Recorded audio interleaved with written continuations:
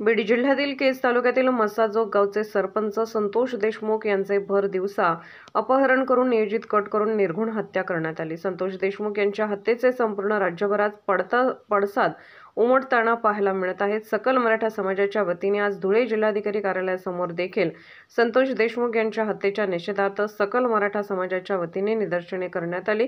यावेळी मंत्री धनंजय मुंडे आणि मंत्री पंकजा मुंडे यांच्या कार्यकर्त्यांनी हत्या केल्याचा आरोप सकल मराठा समाजाने केला असून या प्रकरणी आरोपींना कठोर शिक्षा करून सदर गुन्ह्याचा तपास सीबीआय किंवा एसआयटीकडे देण्यात यावा अशी मागणी या आंदोलनावेळी करण्यात आली। येथे आमचे मराठा समाज बांधव सरपंच कैलासवासी संतोषजी देशमुख यांची जी निर्घुण हत्या झाली, या हत्यामागे मास्टरमाइंड आम्हाला कळले की या घटनेमागे मास्टरमाइंड वाल्मिक कराड व त्याचे आश्रयदाते गोपीनाथजी मुंडे धनंजय मुंडे आणि पंकजा मुंडे यांच्या हस्तकांनी ही हत्या घडवून आणलेली आहे।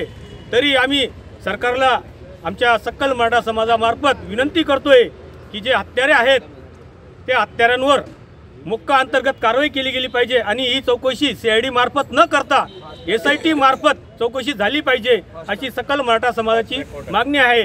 आणि यामध्ये फक्त 2 आरोपी अटक केले गेले आहेत आणि बाकीचे आरोपी सर्रास फिरत आहे। यांना लवकरात लवकर अटक करून यांची नार्को टेस्ट करून खरा दोषी कोण आहे यापर्यंत या सरकारने पोहोचलं पाहिजे अशी माफक आणि साधी अपेक्षा या मराठा समाजाची आहे। आणि लवकरात लवकर स्वर्गीय संतोष देशमुख यांना न्याय मिळावा अशी आम्ही सर्व सकल मराठा समाजामार्फत मागणी करत आहोत। जय जिजाऊ, जय शिवराय।